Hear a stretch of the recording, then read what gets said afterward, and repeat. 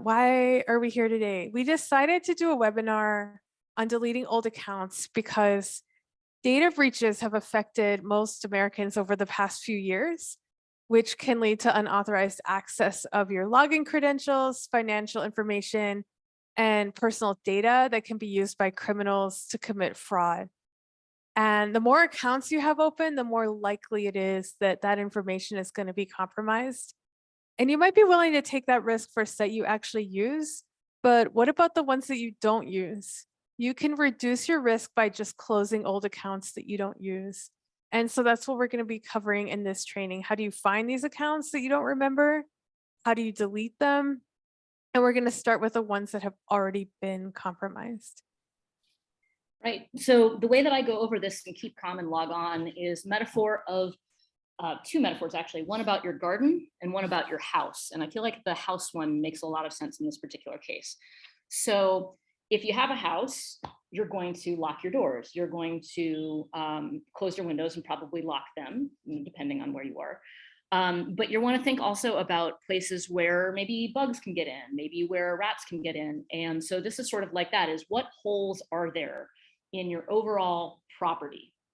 In this case, it's your digital property, right? So every old account you have that you're not using anymore could conceivably be taken over by somebody else, conceivably by them jumping from one of your accounts to another. So the more you can go through and shut those old accounts down, put a better password on them, anything like that, the safer you're going to be. Because one of the ways that computer criminals can get through to your stuff is frequently by sort of going from one account to the other, what we call an escalation of privileges. Oh, we already have a question. When we say to delete old accounts, does that include clearing cookies? We're actually just talking about deleting old accounts. Like say you opened an account for a social media site that you don't use anymore, or you used to order something and you set up an account and you never order from that anymore. So that's the type of things we're talking about in this webinar. And it's really likely that your contact information has already been in a data breach. I want to note one more thing too. This can all feel a little bit intimidating and scary, but think of it the way you think about, basically making security investments to your house, things that you do for your financial security. This is something that you're doing for yourself and for your family. So every account that you can secure up a little bit, think of it as like winterizing your house even, right? You don't want the pipes to burst. So this is just basically maintenance kind of stuff. And I think we're none of us perfect at doing this. I know that I have accounts that I need to go check on right now, but if you can take some time and sit down and go through and close things up, it's going to help out. And to tighten your digital security, first you want to figure out which of your accounts have been affected. And you can do that at a free website called Have I Been Pwned, which is created by a web security consultant named Troy Hunt. And basically he analyzes information from different data breaches and compromised accounts, because that information ends up posted online and traded by criminals. So this site lets you enter an email address or a phone number, and you can find out whether it's appeared in any of the data breaches that the site tracks. So, and you can do this right now. Just go to the site, Have I Been Pwned, which is pwned.com. So haveibeenpwned.com, and enter your information, and you'll get a list of sites where your personal information has been compromised. A little bit of hacker trivia here. Basically, pwned is possibly a typo of owned, and owned is what people say they have done when they have gotten access to your account and control it.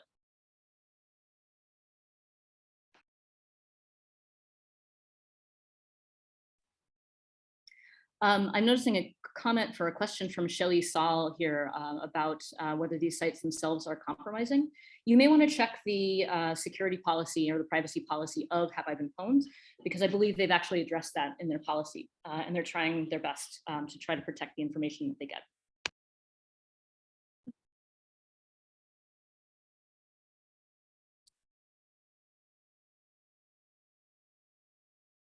Sorry, yeah, I'm noticing that I'm having a hard time going back and forth between the document, but I've got it now. Oh, no worries. So Have I Been Pwned will give you a list of breaches. And among the things that it lists, maybe both accounts that you're still using, as well as some accounts that you are no longer using. When we're thinking about security, we may want to treat those two different kinds differently, right? Because the ones you're still using, you still want to be using. Think about, for example, on your property, a swimming pool metaphor, right? If you have a swimming pool, you may know that legally it can be considered an attractive nuisance, right? You may want to swim, but if you're not using it, the problems of it being an attractive nuisance may outweigh the benefits. So you may want to fence it, or you may want to fill it in. And you may notice as you're going through the site that some of the accounts listed for your email address are ones that you've never heard of. There can be a lot of reasons for this. In some cases, you may have forgotten that you signed up for a site, or the site might have changed its name and branding. It might have been bought by another company. Also, a lot of the times information is sold and shared with other companies. Websites may buy or redistribute your data, or companies may be acquired, like I said. So it's also possible that somebody signed up without your knowledge, but that's not necessarily the conclusion you have to jump on. I know a lot of us get paranoid and frightened when it comes to technology. So just know that there's a lot of reasons why your account could be in there. And once you find it in there, the only thing you got to do is just go in and clean it up.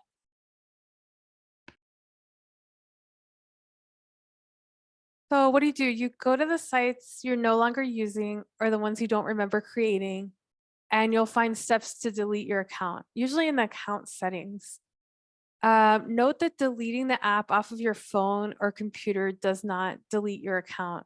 You have to actually go into the settings of the app or the platform that you're using and delete your account to fully remove it and all your data.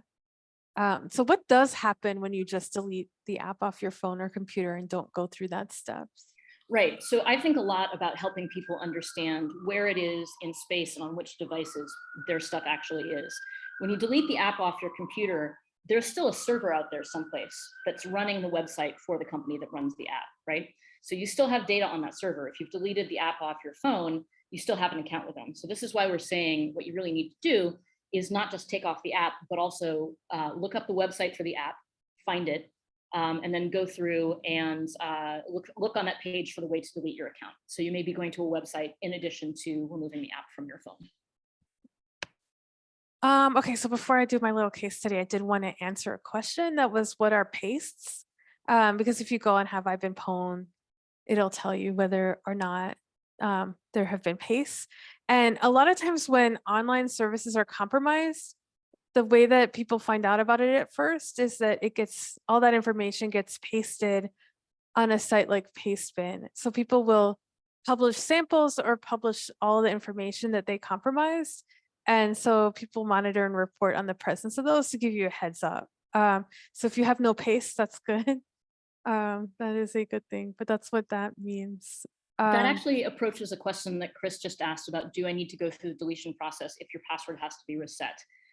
Yes, because another one of the things about pastes, this is not really the topic of this particular event, but your password could end up in a bunch of pastes as well, right? Your password could end up there, your information could end up there. And that's then viewable by everybody on the web, absolutely everybody. It's a public website. So yeah, if your password needs to be reset, that means your account's still there, right? And by rights, there should be some legal obligation for websites to take your information down. There's another question about that. Whether that works in every possible domain legally, I'm not totally sure. But there are places, certainly in the EU, should be some in the United States, where if you go and ask for your account to be deleted, it should be deleted, and you may be able to actually pursue recourses on that. Right. Okay, so as we were preparing this webinar, I decided I would go through the steps myself, and I saw that I still had information in my Fitness Pal that was compromised, and it's a site I hadn't used in years that was breached. So I looked up how to delete my account, and I followed the steps. And these are the different settings I found within my app, and I went down to the very bottom where it says delete account. And then on the next slide, you'll see there's sometimes they use scare language. They'll be like, "Are you sure you want to delete your account?" And I said yes. And when I did, this is what came through. Actually, I think it's on the next slide. Yeah, so I hit delete account. And then on the next slide, it was like, before you proceed, you have to sign this paperwork saying, I understand that. I understand I'm really deleting my account and it's going to be gone. And then on the bottom, this is how I knew it was deleted, is it said, your account has been deleted. Also, if you try to log back in, it won't let you, like it won't show up because you no longer have an account. So those are ways to try to verify that you've at least done everything you can on your end to get that deleted. Right, so that's for accounts that you are not using anymore. You want to shut down the ones you're not using. As we said a moment ago, there may be accounts that you still want to use. So you may go to Have I Been Pwned, and you may find that there are compromised accounts you're still using. So thinking back to the metaphor of having a pool that is an attractive nuisance, right? You don't want to fill your pool in because you're still using your pool. So you may actually want to put a fence around it. So the way you're going to put a fence around it is you're going to look on Have I Been Pwned for the accounts that you're still using, go to the website for those accounts, and make sure to change your password. And it should be changed once again to something long, random, and unique, something that you have not used somewhere else. As we just said a second ago, if it showed up on a paste someplace, that password is going to be used by somebody who's going to use a machine to go guess as many passwords as it can from that list. So don't use that password again. You want to set up multi-factor authentication as well. Multi-factor authentication is also known as two-factor authentication sometimes. So that may mean having an app on your phone that is an authenticator that can say, yes, I am actually me.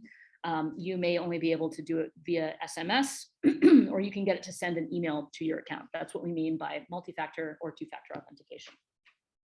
And I note that Consumer Reports actually has an MFA or a 2FA, multi-factor or two-factor authentication training course from last week, and you can still check that out online. Right, so finding linked accounts. We've had a lot of questions about this in channel. So our social media accounts sometimes ask for permission to connect to our other social media accounts. I think this is the next slide, Yael. Pardon me. So this is kind of like giving your spare key to a friend or a family member. When you grant access, there are spare keys to your place floating around. So maybe, for example, you said, yes, I want to use Gmail or Google to log into some other stuff. And then you say, yes, okay, give Zoom, for example, the ability to log into that account. Google then keeps track of all the places that you have gone in and set up an account there. So that's the place to go look for your spare keys, is the place where Google or other services like Facebook may be doing connected accounts there. So yeah, basically, like just like you, if you are moving out of town or something like that, or if you don't want to talk to somebody anymore, you may want to go get the keys back from those folks. Here's how to do that. You're going to want to log into your social media accounts and find a list of apps that that account can access. So go look and see what Facebook can access, what Google can access, Instagram, Twitter, other accounts like that. On that list, you want to take note of accounts that you're not using anymore. And from there, fortunately, it's really easy on that interface where it's showing you a list of places you've connected accounts. You can just remove that app's or that website's access to your account. You'll also want to go to the specific sites that you've connected and make sure that you cancel the account at your source. So say, for example, I'm not going to do this, but if I had connected Zoom and Google, I would look at the list of accounts that Google is connected to and say, oh, Zoom is still there. I'm going to cancel it with Google. Then I'm going to go over to zoom.com and I'm going to cancel my account there as well. So you can do this on most websites where you have accounts. So you may just want to go look into this and see where it says something on the order of connected accounts. I highly recommend taking notes on this stuff. You can take notes on, on your computer, or even just in a book that you keep by your computer to keep track of where all of your accounts are. And that can be both a way to help you go through these and close them up. And it can also just be a way for you in the future to go through and do that maintenance the way you do maintenance on your house. Awesome. So we're going to talk about how to find the apps that are connected to various accounts. But before we do that, we have a lot of questions piling up. So I wanted to get to some of those. What one person asked, they said they changed their password after MyFitnessPal was compromised. Do they have to change it again? I would say no. If it was compromised, then and you changed your password, you don't have to keep changing it if you did it after that took place. And then we had a question about Gravatar. it's linked to WordPress. Somebody doesn't want to delete WordPress. So we're not saying that you have to delete accounts you still use. But if something's been compromised and you're no longer using it, then you can go ahead and delete it. Or even if you're just not using it, but we want to start with places that have been compromised. And I think Gravatar actually links your image to your WordPress comments. So if you have an image associated with that account and there's other sites using it, then that's what that is used for. How do you know if you've been pasted? That is on the Have I Been Pwned site. It'll have a list of pastes. But I don't think it's super important. Like the steps are the same whether you have or not. Let's see. You are speaking of deleting an account after it was breached, but if you don't use it, that can avoid another breach. Isn't that like closing the barn door after the horse has been taken? Yeah, unfortunately, like obviously it would be better to delete accounts before they're compromised if you're not using them, but we don't always have that option. But a lot of times that information is still up there. And so you'll want to change any passwords for sites that you already used. You'll also want to go ahead and delete those old accounts. Okay, well, I'm gonna save some of these questions for later, but we'll get to as many as we can. Um, but yeah, finding linked accounts. So going back to that, so you can start with. We're gonna go ahead and start with Facebook. To see a list of apps connected to your Facebook account, you can log into Facebook using a desktop or laptop browser. And you can click your profile picture in the top right. And then there's a button called Settings and Privacy from there that you'll want to click on. And then you go to Settings, and under Settings, there's Apps and Websites. And there's 3 different tabs you can look at: active, expired, and removed. And that'll show you a complete list of apps that are connected to your Facebook account. And you can write those down, especially the ones you're no longer using, so that you can go ahead and delete them. And I'll show you what it actually looks like in the app on the next slide. This is what it looks like. You click on Settings and Privacy to start, and then Settings. And when I did this, luckily nothing showed up under Apps and Websites. But if I did have anything, this is where it would be connected.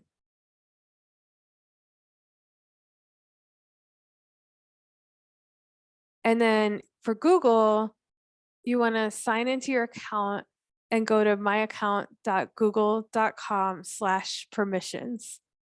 And there's 2 different types of account access you might see. So there's third-party apps with account access. So for example, I give Calendly access to my calendar data. Sorry, I give Calendly access to my calendar data so people can set up meetings with me. But if I had really personal information on my calendar, I might want to remove access. So you want to remove access for any apps you don't trust anymore or use, and you also want to delete the entire account. So if I decided I don't want to use Calendly anymore, I would revoke their access here, which means it doesn't have access to that information. And then I would also go to their website and delete my account. So that's one of the types of account access you might see. It says third-party apps with account access, but there's another type that's signing in with Google, which means you use your Google account to sign into certain sites or apps. And they can usually see your name, your email address, and your profile picture. And personally, I tend to be okay with that, but my email address and photo are pretty public.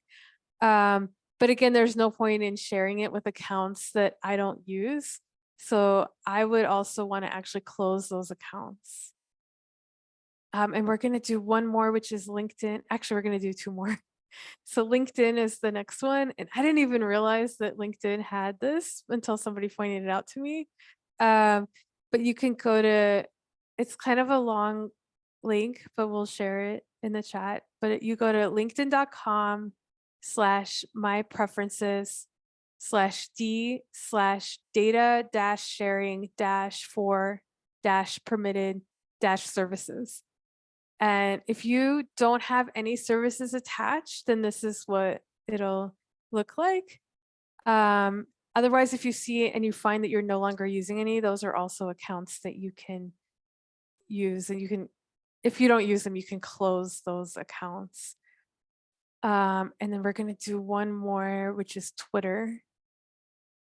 And for Twitter, you go to twitter.com/settings/connected_apps.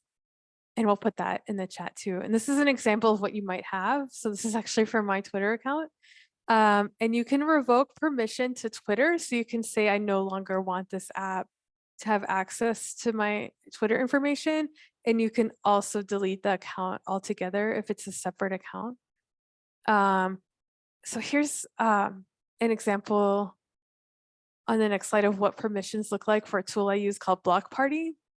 It's actually an anti-harassment tool that filters potentially harassing tweets to a different folder. And as you can see here, it does have information. It has permission to read, write, and send direct messages. And I'm okay with this app having permission to read my direct messages because I trust the app, I trust the developers, and when I have sensitive conversations, I don't do it over Twitter DM. I do it over Signal, which is an end-to-end encrypted messaging service. So that means that nobody who sends me those messages can read them except me and the person who sent them. So I know that my Twitter DMs are not super private, but other people might not be okay with an app reading their DMs, or maybe you're only okay with some apps that have that feature. So if you decide you're not okay with it, you can revoke that access. But that's not enough to delete your account. You also need to log directly into the service and take the steps necessary to remove that account.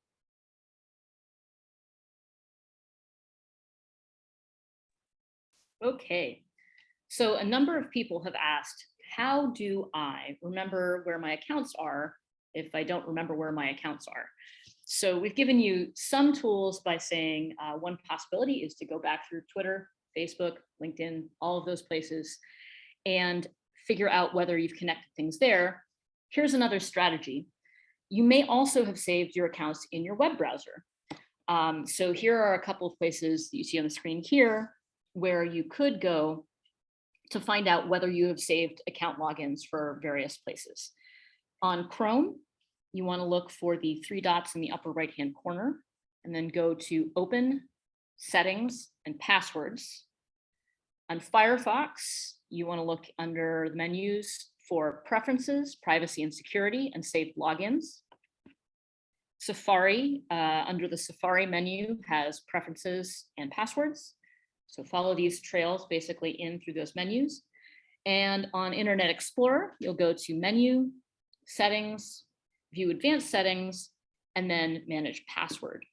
Once you go to those pages, you should see a list of all of the accounts that you've saved there. And then you can go through and follow the steps that we've recommended for making sure that your passwords are up to date or old accounts that you're not using are closed down.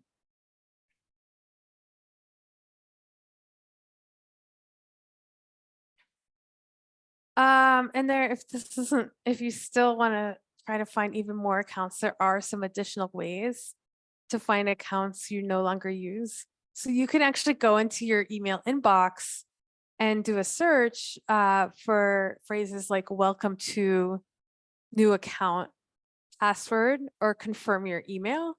And that might pull up accounts that you have signed up for in the past. You can also search for your username in your email inbox.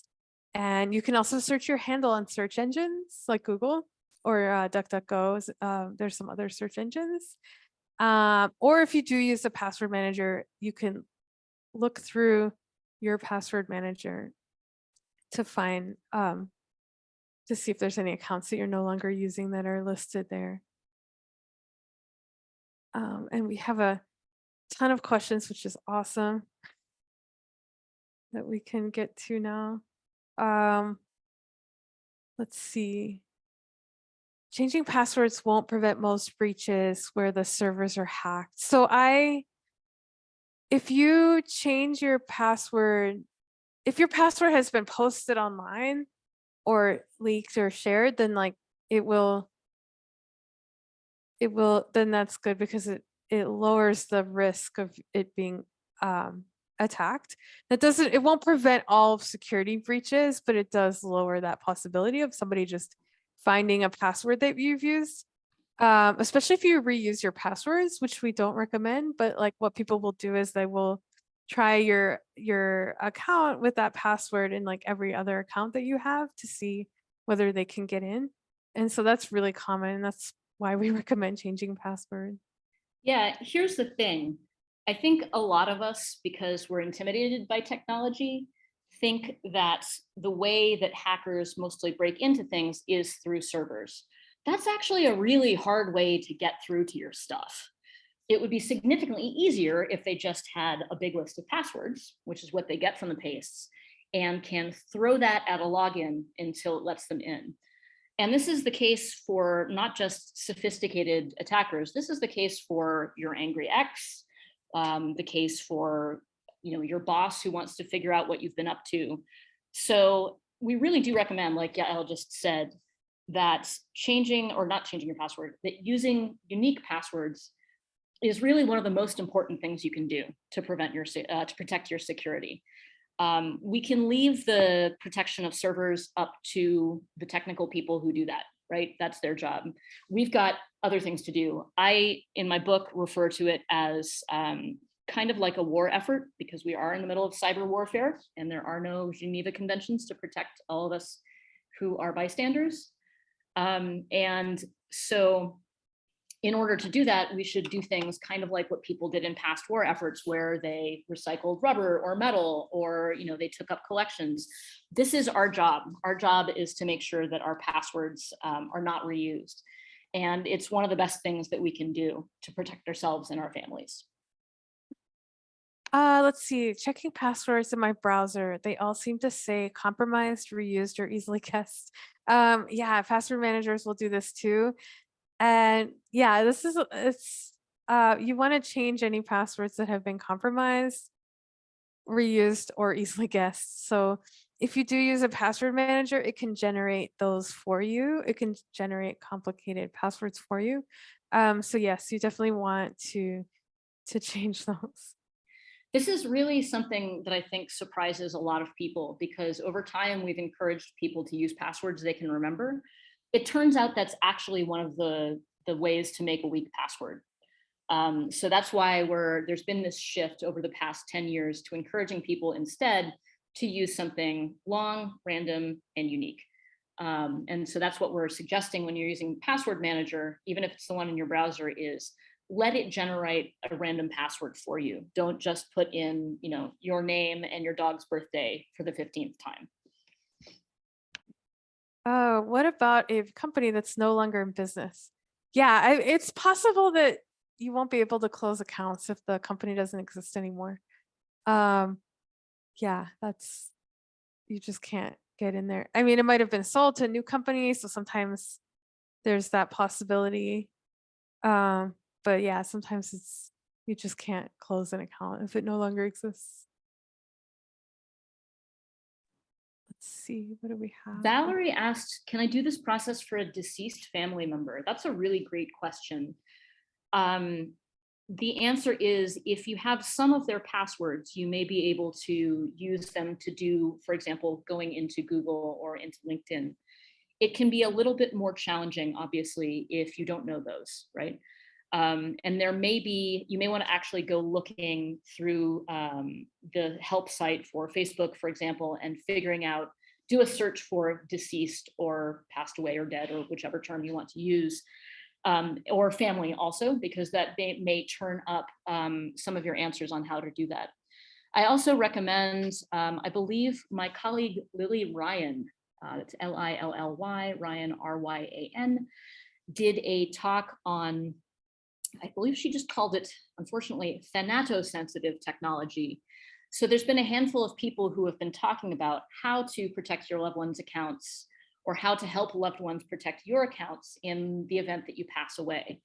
I believe there was a talk, there's a couple of talks, and we can maybe put that in what we send out afterwards, because it's another great topic, and really one where people need a lot of support. Sometimes having a physical paper password book if you're in a physically safe situation at home, can be a solution to help make sure that people around you have the access they need. Okay, let's see. There's a question on what is it if you have an old email account from 1998. I don't think that makes you, I think that's fine. Um, let's see. When an app has unsubscribed, do they reactivate your address from your response? Uh, I I've heard that before where people are worried that if they unsubscribe, people will know that they checked that account, but there's other ways they can tell whether that's been opened anyway. I think it's okay to unsubscribe or to cancel accounts. I wouldn't worry about that. Um, let's see what we have here.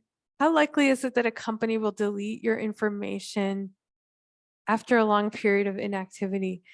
I don't it depends on their terms of service, but some of them hold on to data for way longer than I'm comfortable with. So I think it depends on the company, but yeah, I would close that account instead of relying on them just removing it personally.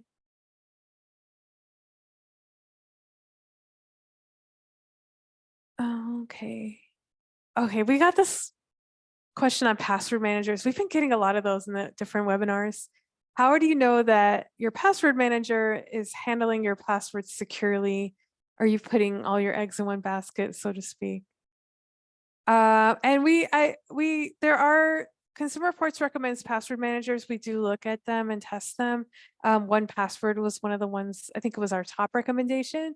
And they have there's a few they have different practices in place to make sure that even if they are compromised, that they're not actually getting passwords, they'll get different information.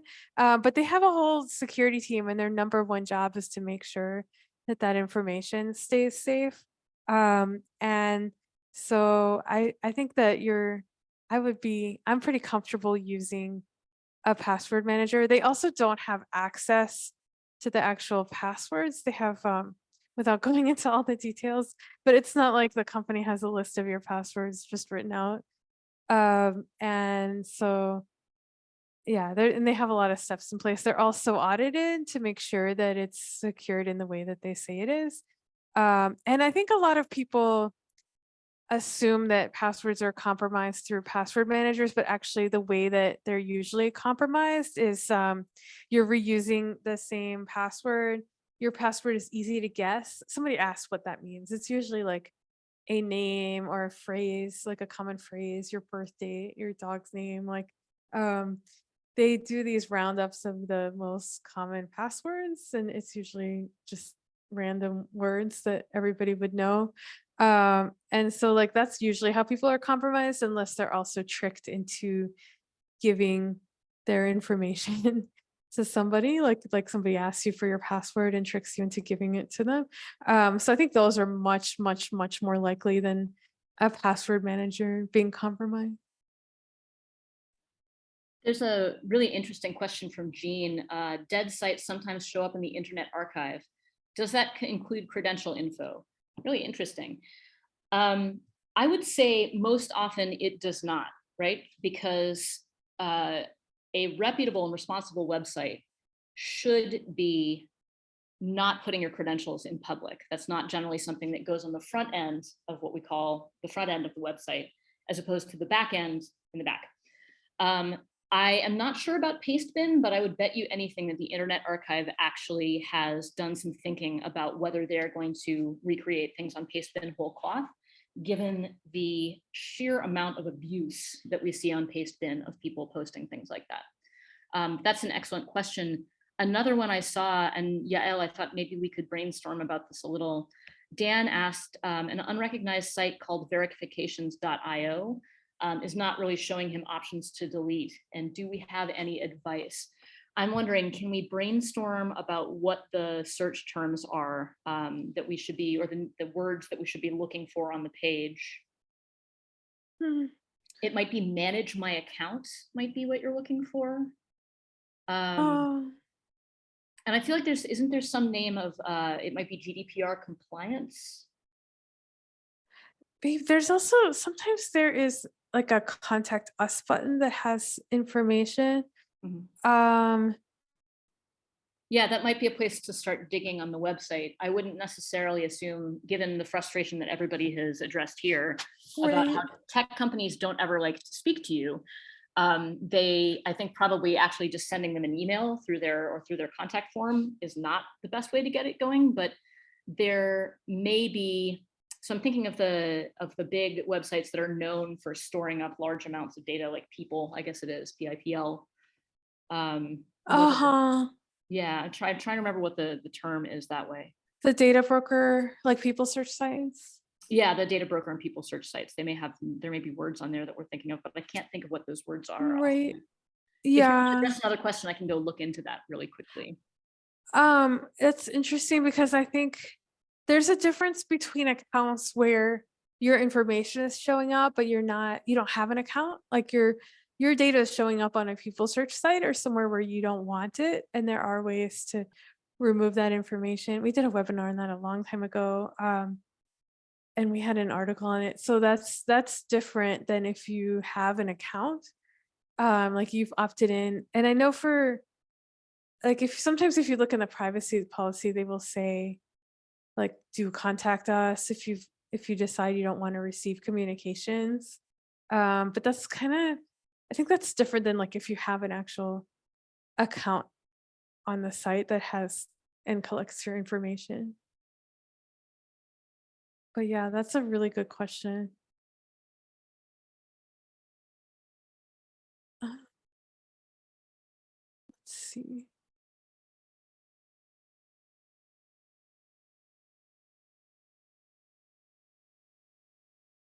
Does joindeleteme.com do the same thing? So yeah, there's different sites. We're actually doing a little bit of research on it, but none of it is out yet. But there are different sites that will remove you. So this again goes into that information on people search sites when there's information about you online and how you can remove it. And there's different, that's a little bit different than what we're talking about in this webinar where like I set up a MyFitnessPal account. I no longer want to have that account, so I'm going to delete it. So I have a relationship with that company. I set up an account and I'm ending that relationship, which is a little different than when people do this without your knowledge or consent. Um, yeah, so it's a little different than what we've been discussing.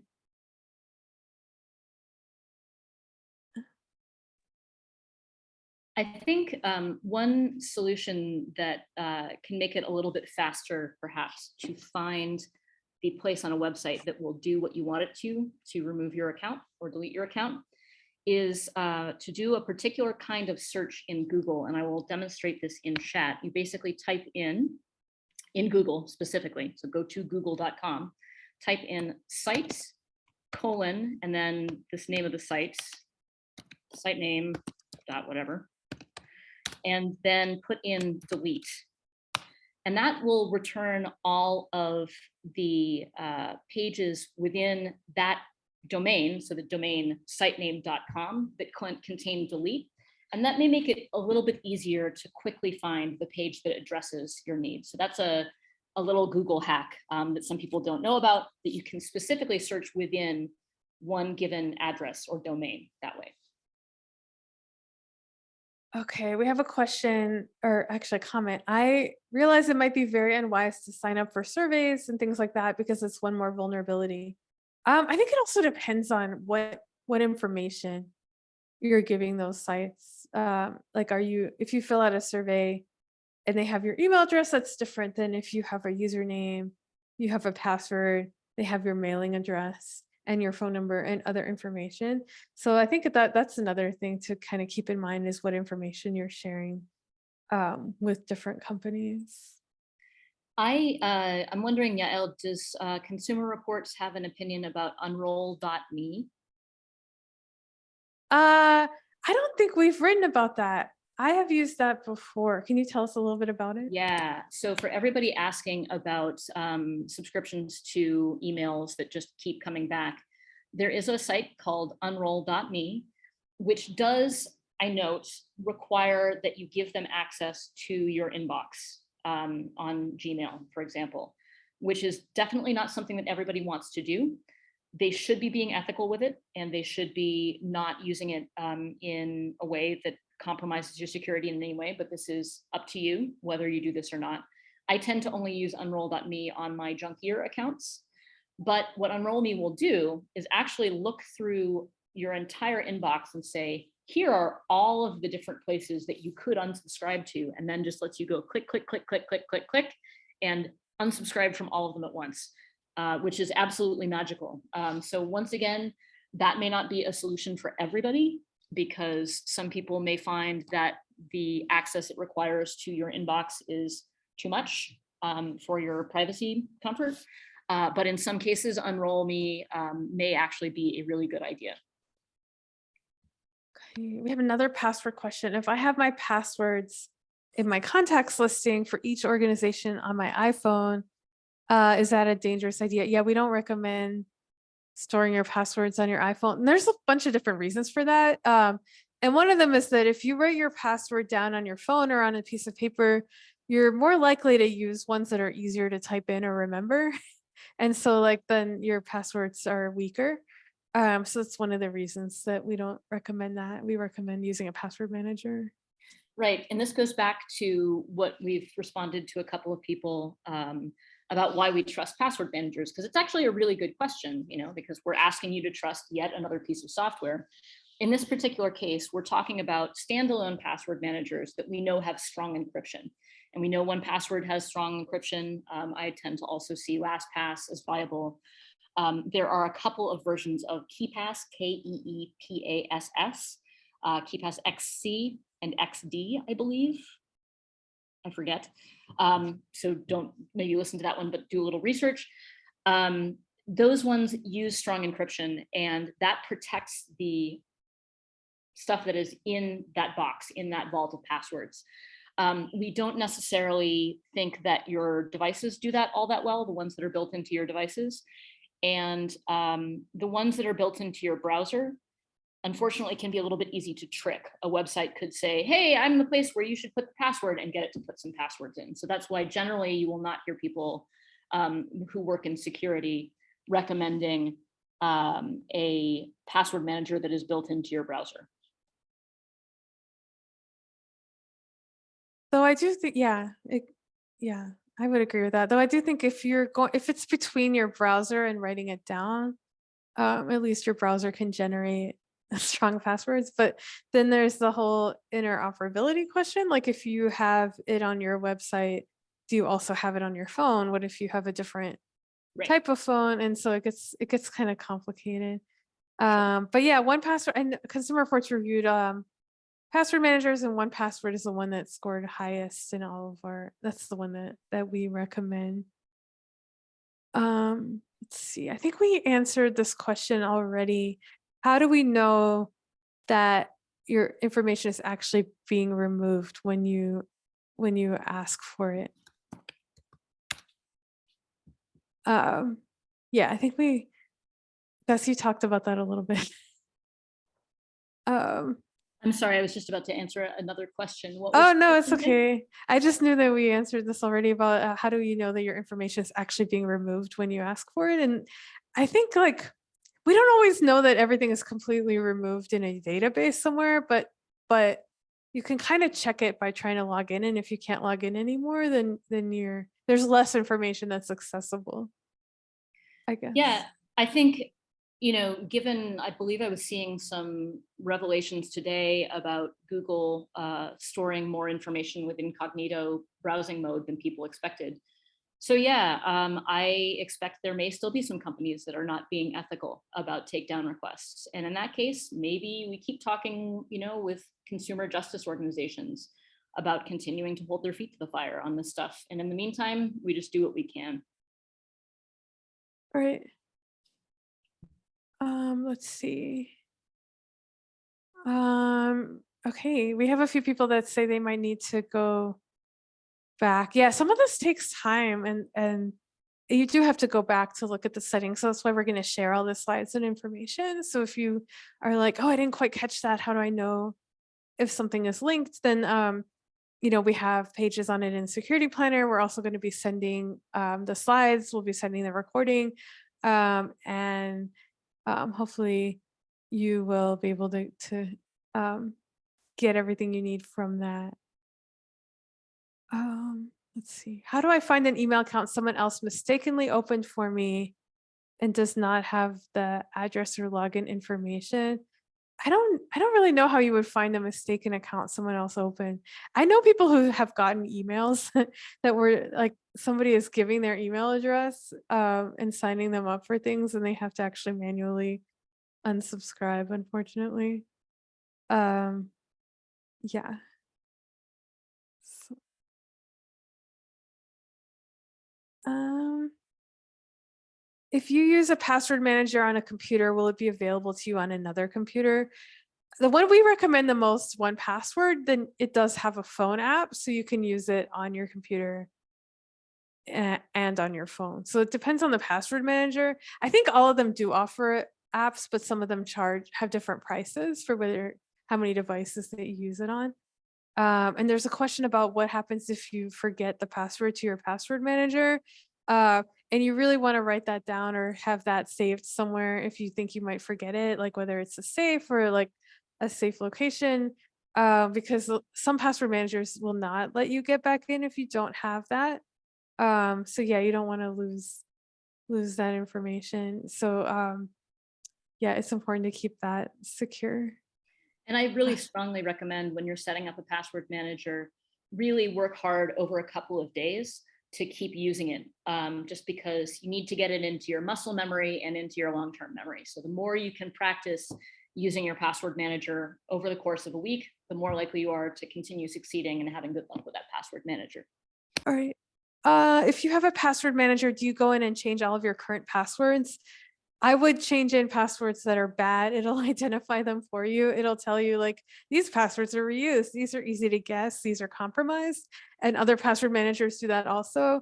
I would start, sometimes it's a lot of passwords and you can't do it all in one sitting. So I would start with your email address and like your bank accounts and anything that has like super important information. But yeah, you can't, it's the point of a password manager is not just a place to store your password, it's to make sure you have strong and unique passwords for each account. Somebody asked how many passwords do humans have? I have way too many. I I have mean, we like, all have we all have hundreds at this point in time, which is another reason why we can't rely on our memory. But yeah, I think actually, I do think that having some time over the course of a few days to change a bunch of your accounts can really help, not just in getting your security set up with a password manager, but can also help your memory too, because it can help you continue to work that long password that opens the account into your reflexes. It can help you remember where it is on your phone, where it is on your device. So that practice is really helpful. What I did when I first set up a password manager was every time I went to a site that I regularly use, I would change the password just over the course of a couple of days. So you'll hit most of your accounts as you set it up. And that itself is good practice. right. Um, okay. How do I get out of an old website? I thought I got rid of it, but when I Googled my name, it's still there. So yeah, this is a little different than deleting old accounts. It's when your information is posted online.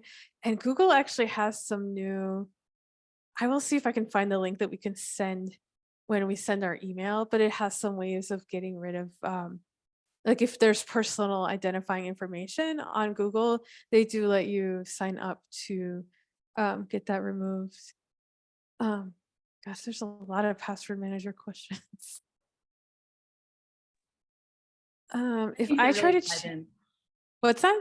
They're really tied into each other. You know, if you're, the Yeah. setting up of a password manager can also be the process of getting set up or going in and cleaning up your old accounts. They can really go well together as some maintenance chores. Right, absolutely. Yeah, you can get rid of your accounts you don't use. If there's accounts that you do use, you can just change the password on them if it's weak or has been compromised. Okay, here's a question. If I try to change a compromised password on a website and it tells me incorrect email or password, is the site now okay? Um, no, not necessarily. If you have if you have a compromised password and you can't get into that account, you might need to, maybe you're remembering it wrong or something like that. So just because it's not letting you get back in doesn't mean that it's necessarily okay. And I think there was a question, I lost where it is, but it was in the chat a while back, but someone asked like, if I, oh, let's see. I've got one I wanted to address really quickly that's Yeah, recent. yeah, go for it. Okay. How often should you change passwords? Yes, Alan has gotten the new information about that. We used to tell people that you should change your password every 6 months or something like that. That is now not the best advice, because what they found in studies about people managing their passwords is that when we cause people to change their passwords, they choose weak passwords. And so that goes along with this overall point that we're making about you shouldn't be memorizing any of your passwords. You should only be using the ones that you can save in a password manager, because that way you're going to end up using long, random, unique passwords rather than ones that you are just going to say, you know, name of my dog 1, name of my dog 2, that you're just adding 1, you know, because we all have these mnemonics that we use every time we update our passwords, and those are part of what weakens our password hygiene. So Okay, I'm gonna do one more question, then we can wrap up. The question is, if I suddenly die at the same time my computer crashes and I use a password manager, how does my executor get passwords to deal with my accounts? And I'm mentioning this because we have an article about this that we can send you that Milani wrote. Well, it wasn't just about this, it was about planning your estate, and it included, you want to set, you might want to give your password manager to somebody who can manage that for you, and we'll send you information on that. But we're going to go ahead and wrap up really quickly.